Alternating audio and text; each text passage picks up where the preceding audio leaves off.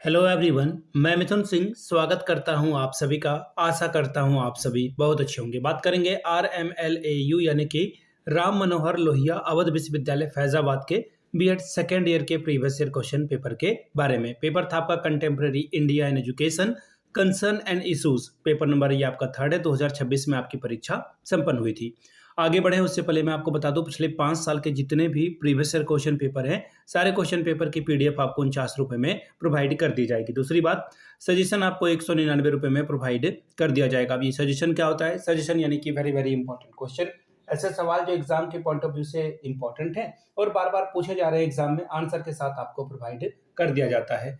अब ये सजेशन देखिए बनता कैसे है, तो पिछले 10 साल के PYQ को स्कैन करके इसे तैयार किया जाता है। दूसरी बात, आपका जो लेटेस्ट एग्जाम पैटर्न है उसको ध्यान में रखकर तैयार किया जाता है। तीसरी बात, आपका सिलेबस क्या है, सिलेबस में टॉपिक क्या क्या है, और वैसे टॉपिक जो बहुत इंपॉर्टेंट है उसको यहाँ पर ऐड किया जाता है। आखिर में मेरा खुद का एक्सपीरियंस, मैंने बीएड एमएड कर रखा है। पिछले 2-3 सालों से अलग अलग यूनिवर्सिटीज़ में सजेशन देने का मैं काम कर रहा हूँ और काफ़ी अच्छी सफलता मुझे मिली है। अगर आप भी सफलता के भागीदार बनना चाहते हैं तो यहाँ से आप मेरी ईमेल आईडी आप देख सकते हैं, yourmithunsinh@gmail.com पे आप मुझे मेल कर लें। इंस्टा पे अगर आप हो, डू फॉलो मी @imithunsingh। बाकी आप मुझे व्हाट्सअप कर सकते हैं 7979054474 पे। तो चलिए कंटेम्प्रेरी इंडिया इन एजुकेशन वाले क्वेश्चन पेपर को देखते हैं कि किस तरह का सवाल यहाँ पर पूछा गया था। यहाँ से आप देख पाएंगे सेकंड ईयर का ये क्वेश्चन पेपर, एग्जाम आपका 2026 में हुआ था। Paper number third, contemporary India and education concern and issues का ये पेपर है। 80 नंबर का ये पेपर है। 80 मार्क्स आप ला सकते हैं। 3 आवर्स का वक्त मिला था, 3 घंटे का। बात करेंगे सेक्शन ए की, तो वेरी शॉर्ट टाइप के सवाल हैं और आपको हर एक सवाल के लिए 10 नंबर, एक नंबर मिलेंगे।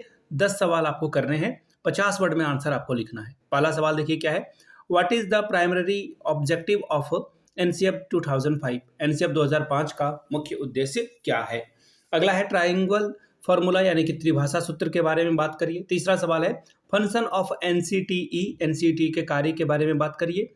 अगला सवाल है प्राइवेटाइजेशन इन एजुकेशन, शिक्षा में निजीकरण के बारे में बात करिए। पांचवा सवाल सर्व शिक्षा अभियान के बारे में बात करें।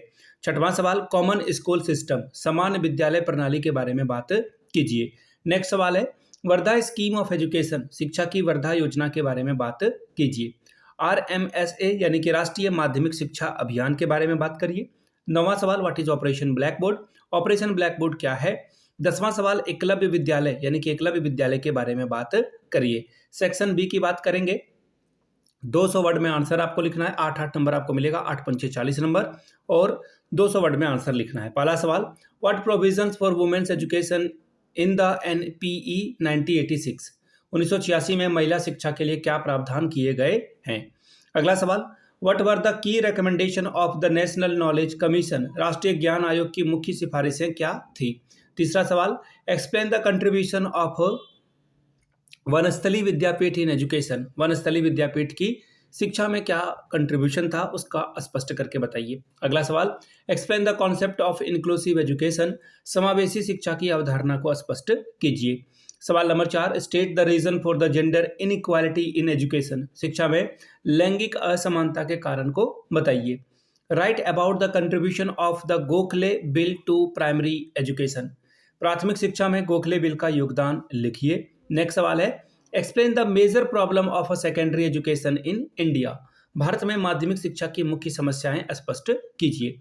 अगला सवाल write about the impact of globalisation on education, वैश्वीकरण का शिक्षा पर प्रभाव लिखिए। नेक्स्ट सवाल what are the major challenges facing the Indian education system, भारतीय शिक्षा प्रणाली की मुख्य चुनौतियां क्या है। नेक्स्ट सवाल explain the role of equality social justice in education, शिक्षा में समानता सामाजिक न्याय की भूमिका को स्पष्ट कीजिए।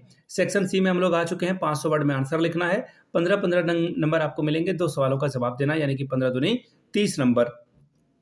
15 2 और 30 स्कोर आप कर सकते हैं। पहला सवाल देखिए क्या बोला गया है, explain the contribution of various commission to the development of education in India after independence, स्वतंत्रता के पश्चात भारत में शिक्षा के विकास में विभिन्न आयोगों का योगदान को स्पष्ट कीजिए। 8वां सवाल why is Kothari commission considered a milestone in Indian education, Kothari आयोग को भारतीय शिक्षा का मील का पत्थर क्यों कहा जाता है। अगला है conduct a comparative study of Radhakrishnan commission, the Mudaliar commission and Kothari commission. Radhakrishnan आयोग, मुदालियर आयोग और कोठारी आयोग की तुलनात्मक अध्ययन करें। What was the key recommendation to the University Education Commission? Explain the role of Radhakrishnan Commission in the establishment of UGC. विश्वविद्यालय शिक्षा आयोग की मुख्य सिफारिशें क्या थी? यूजीसी की स्थापना में राधाकृष्णन आयोग की भूमिका को स्पष्ट कीजिए।